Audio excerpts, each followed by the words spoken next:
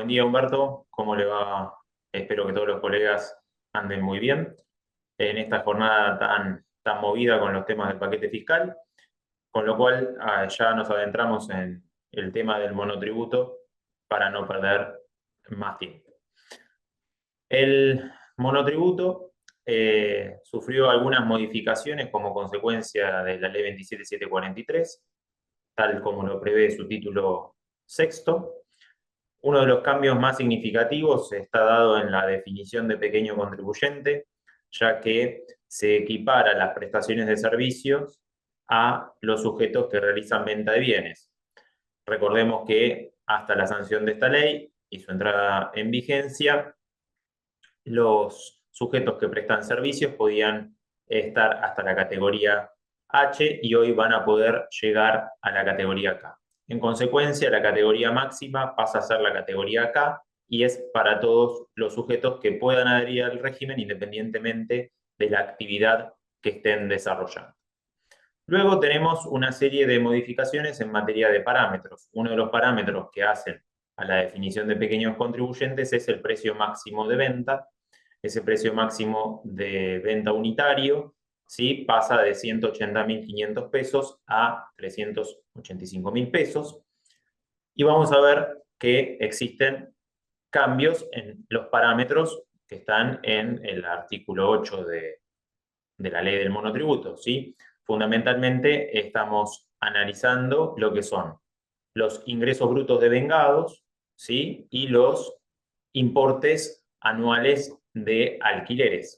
En materia de ingresos brutos devengados, como ven en pantalla, vamos a llegar hasta los 68 millones de pesos. Tenemos la variación que se da en la cuantía, como podemos ver, es muy significativo, llegamos casi a un 700% de incremento. Obviamente, como vamos a ver a continuación, este incremento en el importe de cada categoría viene también acompañado con un incremento del impuesto integrado que debemos ingresar como consecuencia de estas actualizaciones. Entonces, como vemos, ahora con vigencia, esto es importante que lo tengamos en cuenta, con vigencia a partir del 1 de enero del 2024, se aplica lo que establece la ley 27743 en este punto.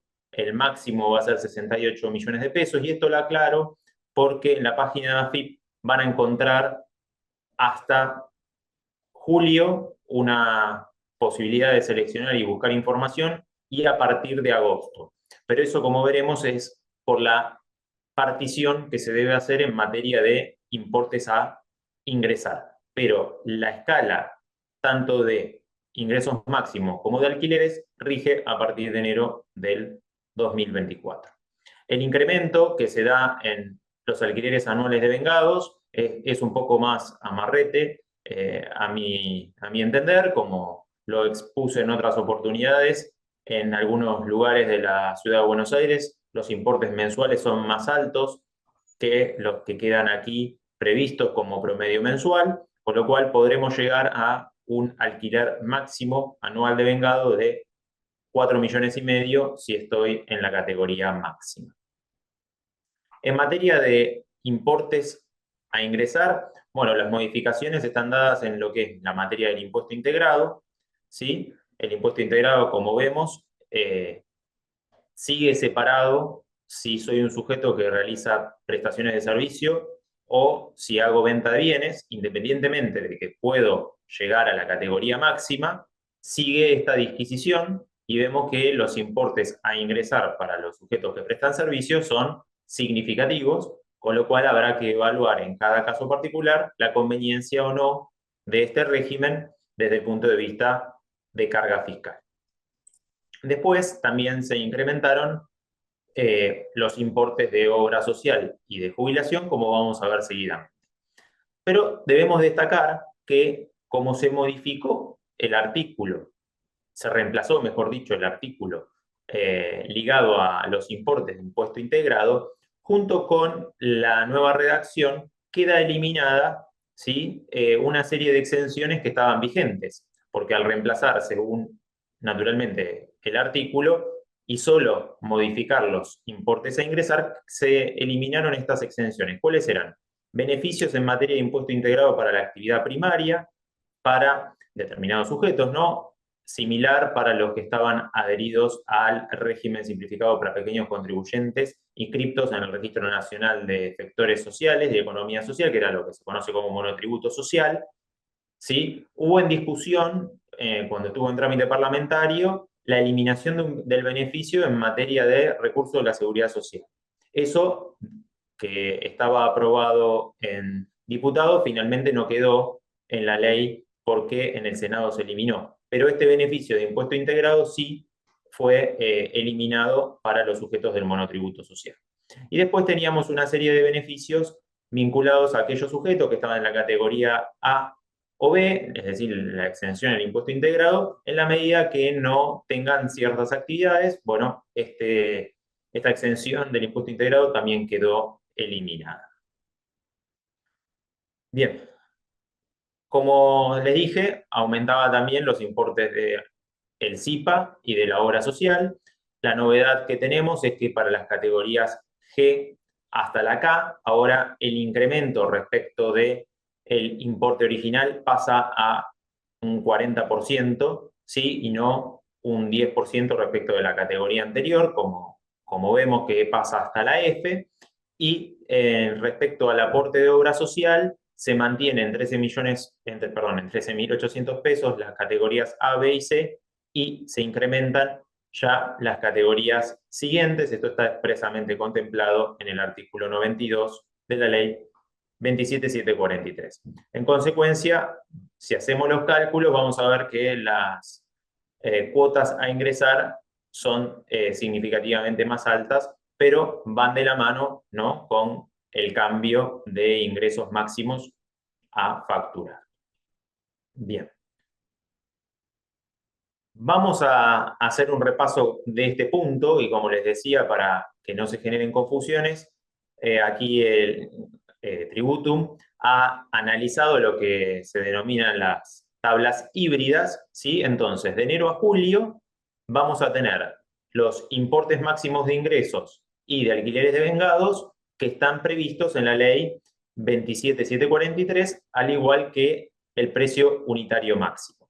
En cambio, los importes a ingresar son los que estaban vigentes, ¿sí?, en el año 2023, actualizados en el 110%, tal como lo preveían las normas del monotributo, porque expresamente así lo establece la ley 27.743 en materia de vigencias, porque a los fines de empezar a abonar los nuevos importes, la ley dice que se comenzarán a abonar a partir del mes siguiente al de la publicación en el boletín oficial. Y se publicó esta ley el 8 de julio, con lo cual comienzan los nuevos importes a ser exigibles a partir de agosto. En consecuencia, a partir de agosto ya tenemos en vigencia la escala y los importes a ingresar completos que surgen de la ley 27.743.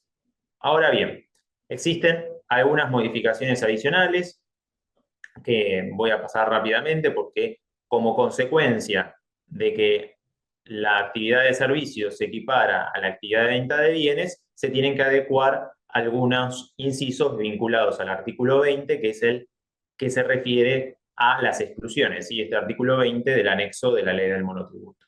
Con lo cual se los dejo en la presentación para que lo tengan a mano y avanzamos con el resto de los puntos. Actualizaciones para los sujetos adheridos al monotributo social, va de la mano con el resto de las actualizaciones, y en materia de cuál es el importe máximo que tienen que facturar por operación para determinados sujetos y demás. Entonces, tenemos como punto saliente, ¿sí?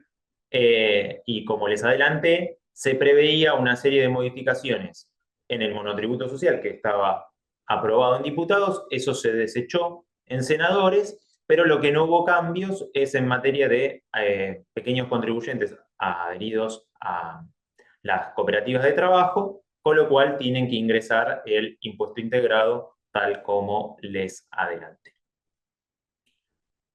Tema más que importante, pautas de actualización. Se modifican con efectos a partir del año 2025, ¿sí? La primera actualización conforme surge de la redacción actual del artículo 52 de la ley del monotributo, es a partir del año 2025. Y lo positivo de esto, ¿cuál es? Sigue siendo semestral, como lo teníamos hasta ahora, pero lo bueno es que cambia el índice, ahora vamos a usar el IPC, antes se usaba el índice de movilidad, que años anteriores no iba de la mano del IPC, quedaba muy rezagado, y las actualizaciones es respecto de parámetros y de importes a ingresar. Entonces, hoy tenemos la tabla que vimos, que es hasta 68 millones de pesos en materia de ingresos. Esa está vigente desde enero del 2024 y recién se va a actualizar, en principio, en el 2025, teniendo en cuenta el IPC. Pero se le da al Poder Ejecutivo, ¿sí?, la facultad de incrementar durante el año 2024 todos los parámetros susceptibles de ajuste y a su vez los importes a ingresar. En consecuencia, hoy está vigente la de 68 millones y todo lo que conversamos. Si de hoy al 31 de diciembre el Poder Ejecutivo entiende que hay que actualizar esos importes, lo podrá hacer ya que hay una facultad delegada en el artículo pertinente de la ley 27743, ¿sí? Pero la clave es entender que no hay actualización semestral en el año 2024. Y ya nos metemos de lleno en un tema muy importante, que es la posibilidad de reingreso al régimen simplificado. Acá es importante recordar que del monotributo me voy y comunico la baja del régimen por tres causas, por una de estas tres causas, que es el cese de actividades, la renuncia o la exclusión. Cese de actividades, si yo me doy de baja el monotributo por cese de actividades, puedo volver cuando quiera, como puede ser, inicio un emprendimiento, me fue mal y a los meses inicio otro, bueno, no hay problema porque me di de baja por cese. O tengo una actividad que es temporaria, de verano o de invierno, entonces me doy de alta para ese periodo de tiempo, me doy de baja por cese de actividades, podré reincorporarme nuevamente sin problema. Si renuncio al régimen, voy a tener que esperar para volver a incorporarme al mismo 3 años calendarios a partir del 1 de enero siguiente al que tengo la comunicación de la renuncia y que se extenderá un año más si utilicé algunos de los beneficios del régimen puente. Y después viene el tema de la exclusión. Aquí la exclusión, hay que recordar que el artículo 20 dispone que la exclusión es de pleno derecho. Y después, en el artículo 21 dice que, siempre hablando de la ley del monotributo, que el contribuyente comunicará a la FIP cuando se den las causales de exclusión, las que entran, esa causal se da a las 0 horas del día en que se produjo la misma, por un lado, y el segundo párrafo del artículo 20 de la ley del monotributo dice que si el contribuyente no comunicó y la FIP tiene conocimiento de que se pasó de las categorías o hay otras causales de exclusión, comunicará la exclusión de pleno derecho. En consecuencia, ¿por qué hago esta disquisición? Porque vamos a ver que la posibilidad de reingreso es exclusivamente para los excluidos de pleno derecho. Entonces, si yo quedé excluido y elegí la última opción porque yo comuniqué la misma o el fisco me excluyó, también tendría que esperar 3 años calendarios posteriores y eventualmente incorporar un año más o hasta que finalicen los beneficios del régimen puente. Bueno, entonces, ¿qué pasa? La ley, dada esta modificación de la escala, dispone en el artículo 96 que los excluidos de pleno derecho desde el 1 de enero del 2024 podrán reingresar por única vez sin tener que esperar el plazo previsto en el artículo 19. Y acá hago la siguiente observación. Excluidos de pleno derecho son todos los que comunicaron por sí la exclusión o los que el fisco los excluyó. Porque el artículo 20, insisto, dice la exclusión es de pleno derecho cuando se dan las siguientes condiciones, porque sobre esto había confusiones y hay, vamos a ver qué pasa, ¿no? Pero hay quienes sostienen que solo podrían reingresar quienes fueron excluidos por el fisco, pero de la ley del monotributo la exclusión es una sola, siempre es de pleno derecho, lo que cambia es si la comuniqué o no la comuniqué. Entonces, si quedé excluido del monotributo a partir del 1 de enero del 2024, voy a poder volver sin tener que esperar los 3 años y eventualmente un año más. Ahora bien, nos dice sin esperar los plazos del artículo 19. Cuando vamos al artículo 19 de la ley del régimen simplificado, es el que habla de renuncia, con lo cual acá hay un error de referenciación, aunque el efecto es exactamente el mismo, porque renuncio, quede excluido, siempre tengo los 3 años más 1 de corresponder, siempre hablo de años calendarios siguientes. ¿Sí? Entonces, veremos cómo tendremos que hacer el trámite, pero lo importante son las fechas. Y las fechas son haber quedado excluido desde el 1 de enero del 2024 hasta el 7 de julio.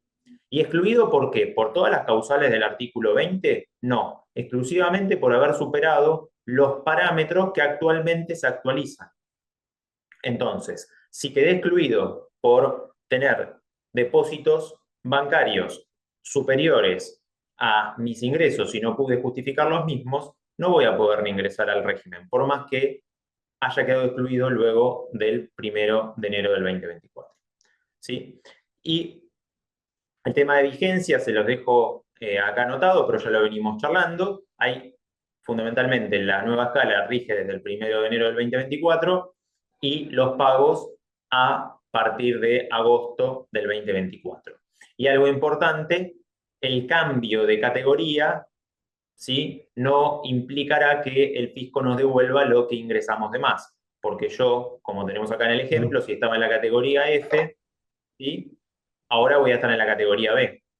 Y por ende, ingresé un impuesto integrado más alto que el que actualmente está vigente. Y para finalizar, recordemos que la Resolución General 5523 extendió hasta el 2 de agosto lo que es la recategorización semestral, ¿sí?, que tenía que efectuarse hasta el 20 de julio. Entonces, el análisis desde 1 de julio del 2023 al 30 de junio del 2024 y por ende, si correspondiera a la recategorización, voy a poder hacerla hasta el 2 de agosto y tal como lo prevé la ley del régimen simplificado, como la 27743, el nuevo importe a ingresar derivado de esta recategorización entrará en vigencia y será obligado al pago a partir de agosto, ¿sí? Porque siempre es a partir del mes siguiente al que se hace la recategorización, y acá como tenemos 2 días que están en agosto, la resolución lo aclaró. La prórroga hasta agosto no hace que el primer pago lo tenga que hacer en septiembre, sino que el importe a ingresar derivado de la recategorización tendré que cancelarlo a partir de agosto. Así que bueno, hasta aquí estamos con este tema. Quedo abierto a las preguntas y será hasta dentro de unos minutos. Muchas gracias.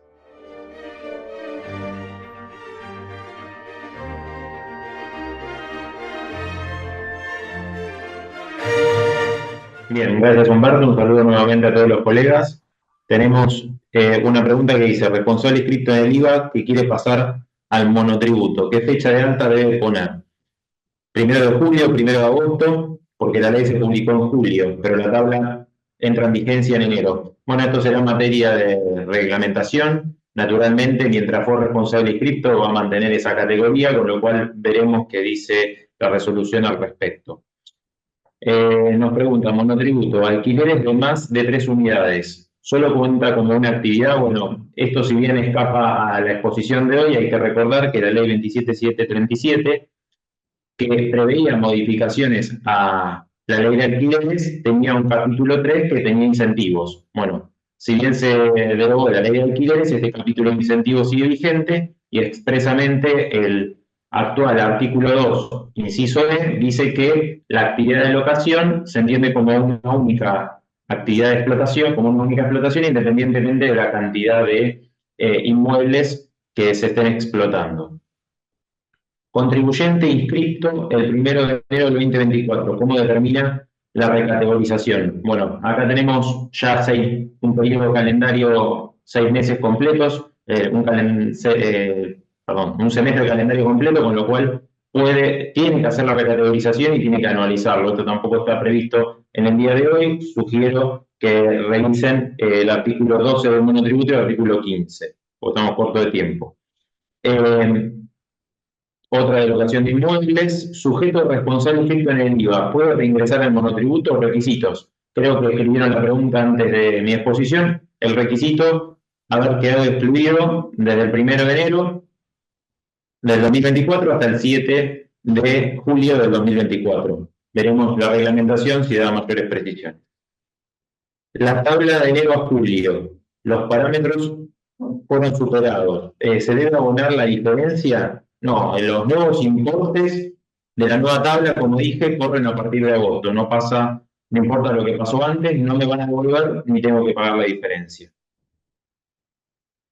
¿Qué pasa si un monotributista superó los montos de facturación, no lo comunicó ni recibió la exclusión, pero permanece bajo el régimen con los nuevos parámetros? ¿Puede continuar en el monotributo? Bueno, acá el hito es la fecha de exclusión. Hay que recordar que el artículo 20 y 2021 del monotributo contemplan esta situación y el artículo 21 del monotributo dice que la exclusión rige a la 0 hora en que se produjo la causal de exclusión. Con lo cual, si esa causal de exclusión se dio con anterioridad al 1 de enero del 2024, no podrá reingresar porque no está previsto en la ley 27743. Contribuyente del régimen general, más de 10 años inscrito en el régimen general, puede inscribirse en el simplificado.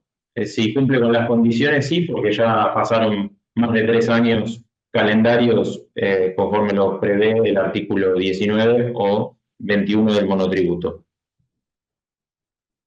Después tenemos uno más. ¿Cómo se accede al beneficio al no pagar el componente impositivo de aquel contribuyente que tiene un inmueble en alquiler? Bueno, esto también está vinculado con la ley 27737, no está reglamentado, con lo cual no sabemos, yo no sé verdaderamente cómo funciona, nunca se reglamentó. Después tenemos un monotributista con ingresos hasta 68 millones, proveniente de alquiler de 1 o 2 inmuebles, ¿no debería pagar impuestos? Bueno, esto está relacionado con lo que acabo de decir. Los sujetos que alquilen hasta 2 inmuebles no tienen que ingresar el componente impositivo, ya estaban excluidos de ingresar el componente previsional. Desconozco si hoy entran y pueden hacer el cambio y se los deja exento, pero insisto, no está reglamentado. Por último, monotributista que no registró su baja por superar los 11.916.000 pesos durante junio del 2024. Si fuera, no fue excluido por la FIP, ¿qué situación se encuentra? Bueno, como fue la causal de exclusión, se da en junio, está dentro del rango que mencioné del 1 de enero al 7 de junio, con lo cual podría reingresar cumpliendo las condiciones que prevé la normativa. Bueno, muchas gracias a todos.